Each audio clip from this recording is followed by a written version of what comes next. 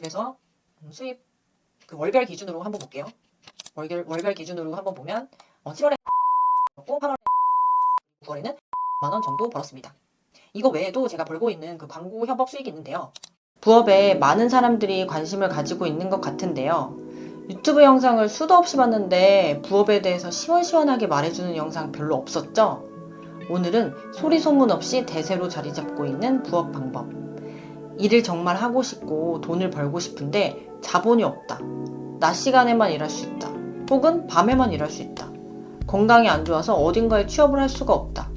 나이가 많아서 뭔가 할 수 있는 걸 찾고 계셨던 분들에게 찐으로 추천하는 방법입니다. 바로 블로그 글쓰기입니다. 블로그 한 번쯤은 해보고 싶었던 분들 계시죠? 다들 네이버 계정 있으시잖아요. 내 블로그와 글솜씨를 동시에 키울 수 있다는 것이 엄청난 메리트고요. 특히 블로그를 하는데 돈이 하나도 안 들어요. 노트북이나 컴퓨터만 있으면 돼요. 무자본으로 시작할 수 있어요. 오늘은 블로그 글쓰기로 돈 버는 방법 5가지 핵심을 알려드릴게요. 누구나 블로그 계정을 만들 수 있고 시작할 수 있지만 아무나 성공할 수 없는 블로그 세계에서 어떻게 하면 방문자 수를 늘리고 수익을 얻을 수 있을지 얘기해 볼게요. 시작하기 전에 제가 블로그를 운영하면서 얻고 있는 최근 수익을 공개해 볼게요. 네이버 애드포스트 들어가 보면 제가 얻었던 수익을 볼 수 있는데요. 일단 12일에는 23,000원, 그리고 11일에는 25,000원 이렇게 쭉 벌었고 대략 10,000원 이상의 수익을 벌고 있는데 이건 평일 기준이에요. 주말은 좀 줄어들 수 있어요. 그래서 수입 월별 기준으로 한번 볼게요. 월별 기준으로 한번 보면 7월에는 47만원 벌었고 8월에는 41만원, 그리고 9월에는 54만원 정도 벌었습니다. 이거 외에도 제가 벌고 있는 광고 협업 수익이 있는데요.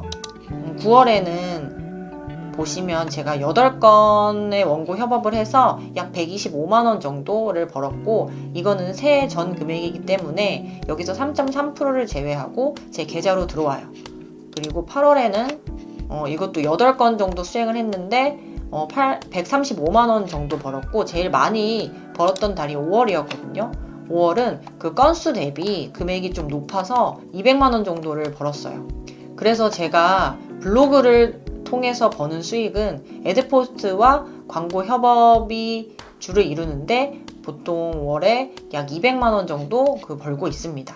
마지막까지 영상을 끄지 않는다면 블로그를 통해 얻을 수 있는 수익 그리고 그 이상의 가치에 대해 이해하시게 되실 거예요.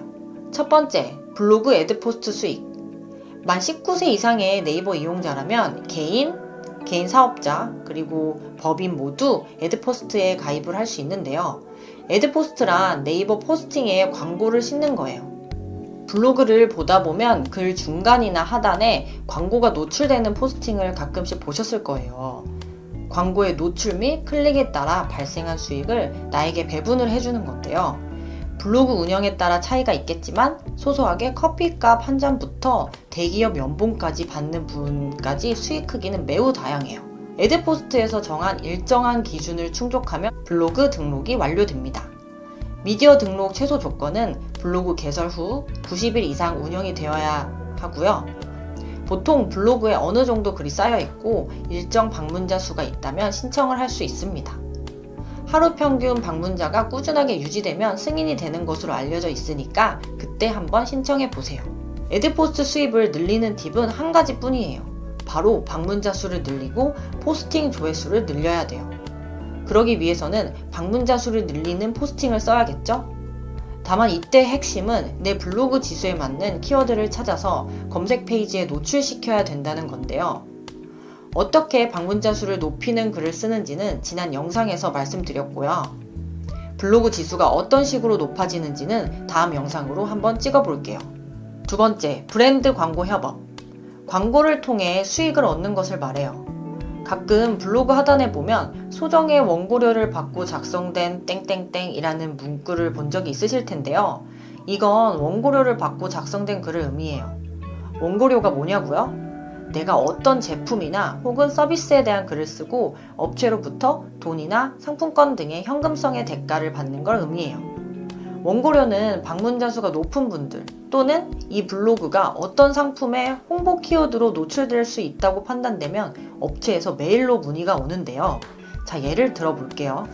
A라는 제품이 있어요. 그런데 이 제품이 출시된 지가 얼마 되지 않아서 회사에서는 어떻게 홍보할 수 있을까 고민을 해요. 그래서 이 회사는 본인의 마케팅 부서에 야, 너네 좀 블로거들한테 홍보해봐 라고 홍보를 맡길 수도 있고 마케팅 대행 업체에 외주를 줄 수도 있어요. 이 제품에 대한 그 마케팅을 맡기는 거죠. 후자라고 해볼게요. 마케팅 대행 업체에서 이제 이 제품을 홍보해줄 블로거들을 찾아 나서요. 그럼 어떤 블로거에게 광고를 맡길까요? 이건 제가 몇 군데 마케팅 업체에 직접 물어봤어요. 광고를 홍보할 수 있는 키워드로 검색 페이지에 많이 노출되는 블로거들을 찾는데요. 그러니까 이런 거예요. 만약 파킹 통장이 출시됐다고 하면 파킹 통장이라는 키워드로 네이버에 검색해서 상위에 있는 블로거들에게 협업 메일을 보내는 거죠. 또는 어떤 블로거가 그 상품에 대한 글을 썼을 경우 판매에 좋은 영향을 끼칠 수 있을지를 확인한 후 컨택을 하는 거예요. 실제로 저는 알뜰폰 사용 후기를 쓴 적이 있었는데요. 우연의 일치였는지 얼마 지나지 않아서 알뜰폰 출시에 대한 글을 써달라고 메일로 협업 요청이 온 마케팅 회사가 있었어요. 여기서 중요한 건 아무 원고나 받아서 쓰면 안 된다는 건데요. 블로그 저품질이 올 수도 있기 때문이죠. 관련된 이야기는 지난 영상을 참고해주세요. 사람들에게 좋은 정보가 될 만한 것들이라면 내가 직접 체험해보고 그 후기를 쓰고 원고료를 받으면 돼요. 경제 인플루언서인 저는 광고 단가를 10만원에서 50만원 선까지 받아봤고요. 이건 블로거별로 단가가 천차만별이니까 참고만 해주세요. 그리고 인플루언서가 아니더라도 광고는 받을 수 있다는 점도 알아두시고요. 세 번째, 체험단. 블로그 체험단에 대해서 좀 약간 인식이 안 좋으실 수도 있는데요. 맛집 같은 경우에 가면 또 자꾸 공짜로 먹는다고 싫은 티 내시는 사장님들도 계실 것 같아서 왠지 시작하기 두려운 분들 계신가요? 그런데 그건 극히 일부고요. 사실 업체들은 자기네 상품이랑 서비스를 알려야 되기 때문에 블로거 한 명 한 명이 굉장히 소중해요. 사장님들은 홍보를 하고 우리는 생활비를 절약할 수 있기 때문에 서로 윈윈이에요. 블로그 아이디는 한 사람당 3개씩 만들 수 있는데요. 그래서 팁으로 말씀드리자면 한 개 계정은 애드포스트 수익과 광고 협업을 위한 블로그로 세팅을 하시고 부계정은 체험단을 위주로 운영하시는 것도 추천드려요. 물론 시간이 없다면 그냥 본 계정에서 체험단 리뷰를 가끔씩 하시면 됩니다. 자, 그리고 또 팁 하나 알려드릴게요. 이렇게 체험단을 할 때 유명한 사이트들은 경쟁 강도가 굉장히 높아요. 그러면 어떻게 해야 될까요?